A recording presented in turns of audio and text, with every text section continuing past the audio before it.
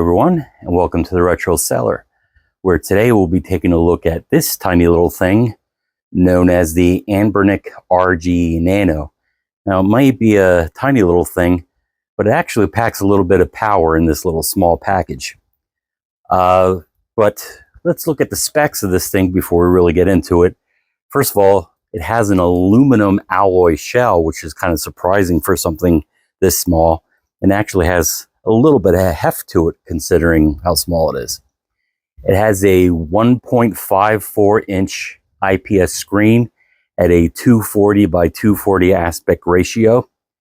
Its CPU is an ARM Cortex A7 at 1.2 gigahertz. Its RAM is a 64 megabyte DDR. Battery is about 1050 milliamps. It's a lithium ion battery that should get you about 2.5 hours of play. I haven't really played it that long to see if it does actually last that long. Not very long ultimately, but due to its small size, you probably get a little bit tired playing it after 2.5 hours. Anyway, the emulators that it has on board are arcade. All the Game Boys, Game Boy Advance, Game Boy Color, regular Game Boy, NES, SNES, PC Engine, Mega Drive, Sega Master System, WonderSwan Color, Neo Geo Pocket, Atari Lynx, and believe it or not, PlayStation 1. Now, this thing you could get on AliExpress for, I've seen it as low as $41, $45, usually between that and about 60 some dollars. On eBay, I've seen it for $64.99, although you can get different prices by shopping around.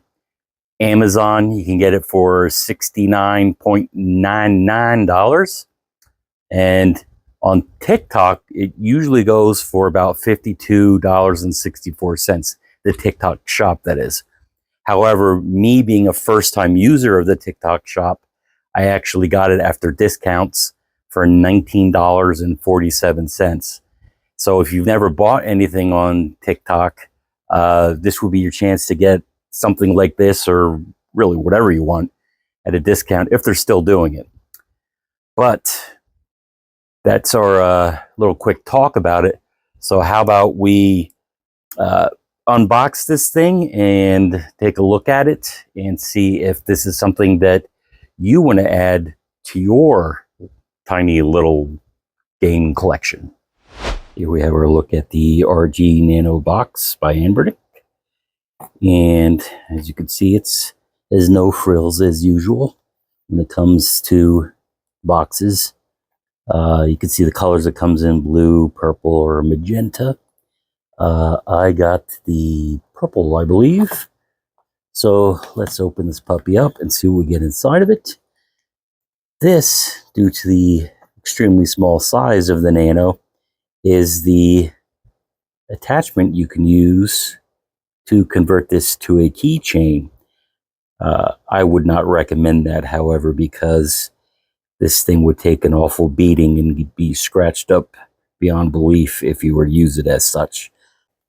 Now, in this box, you get the USB-C charger, which I have already taken out of this. But it also comes with this little interesting item. Since it doesn't actually have a headphone jack on the RG Nano, you have this little puppy that you could plug into it and then use this to listen to it in silence. Here we have the operating instructions that come with it. They're extremely basic. Show you how the different buttons work and whatnot, but it's how to transfer files as well. And you could peruse it in Chinese if you so choose. I do not. And let's take a look at the little console itself.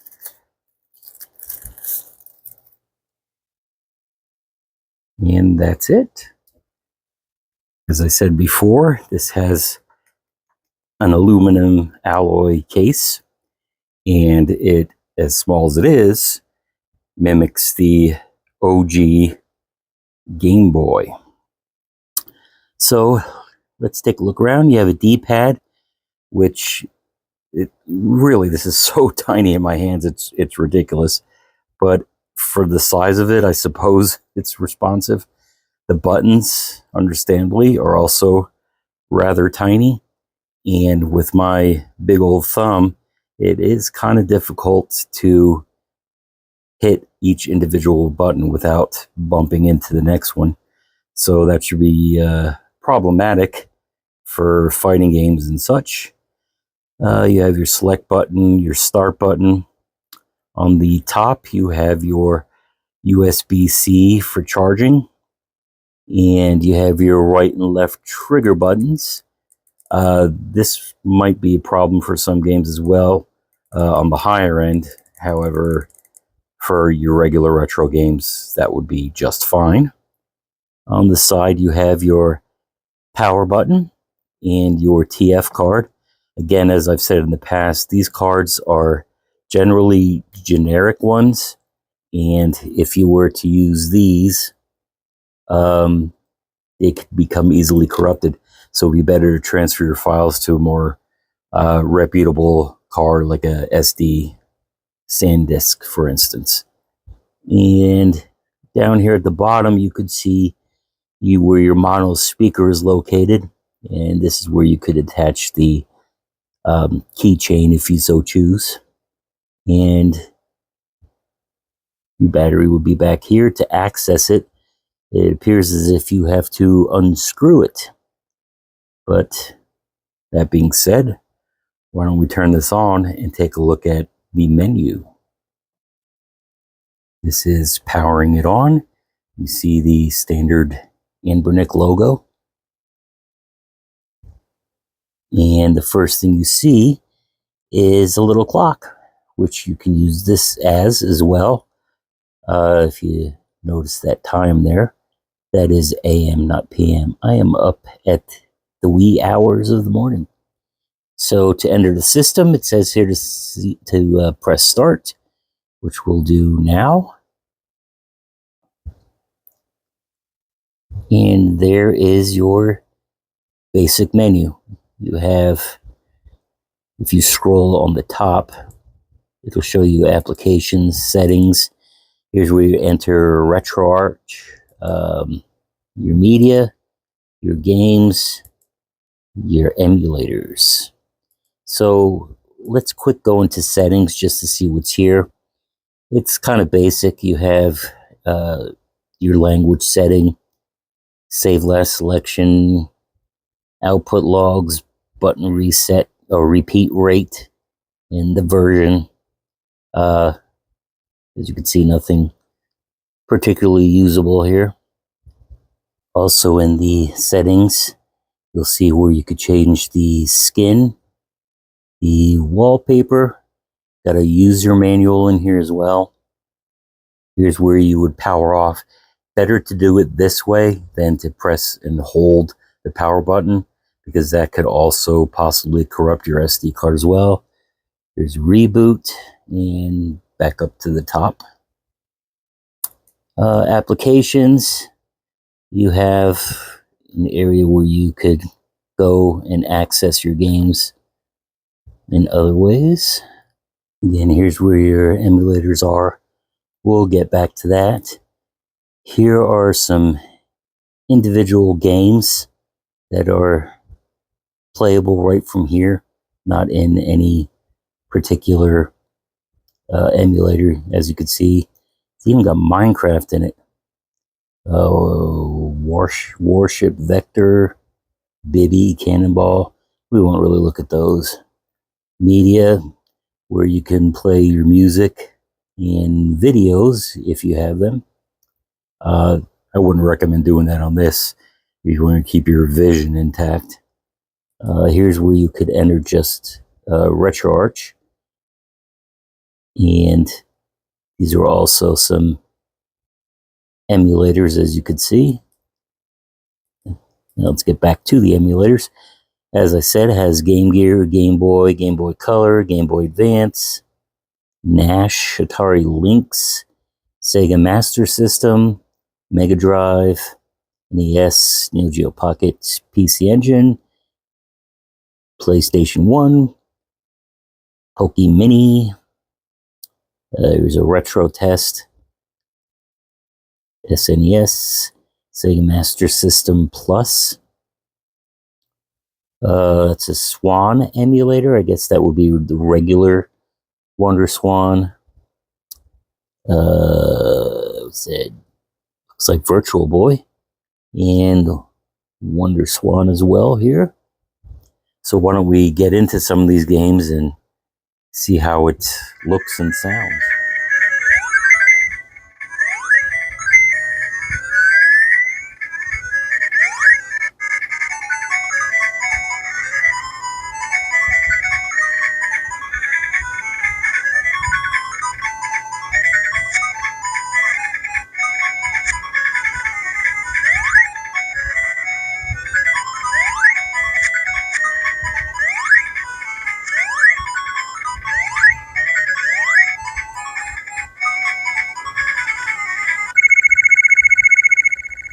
Now, if you want to increase or decrease the brightness, you press and hold the start and select button.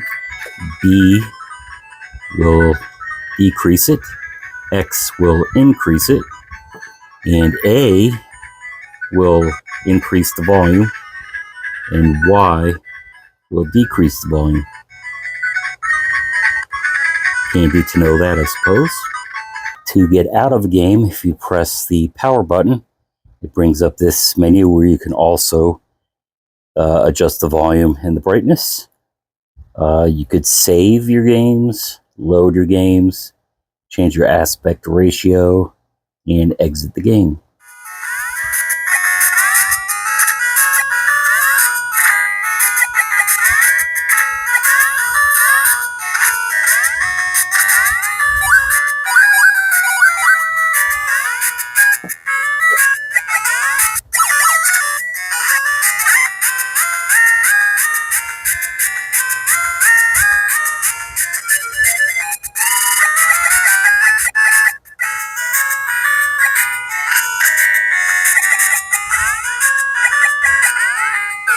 So as you can see, this is a little bit of a problem when it comes to some of the games because of the 240 by 240 aspect ratio. You're going to get things in the letterbox format like this, so you're already looking at a small screen. Now it's even reduced in size. If you were to change the aspect ratio to, let's say, zoomed, that helps, but you're missing out on part of the screen doing it that way. Stretched makes it look like that. So the preference is basically up to you, I suppose. I mean, the screen is vibrant.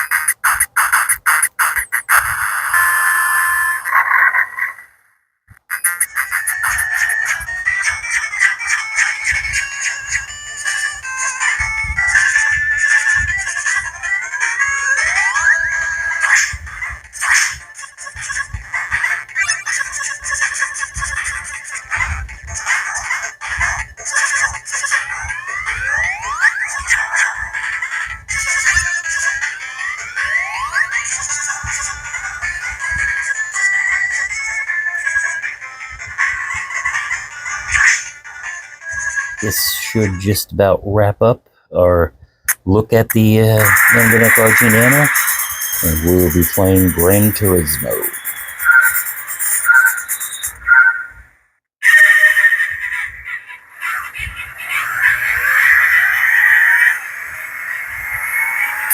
It's really hard to see on this.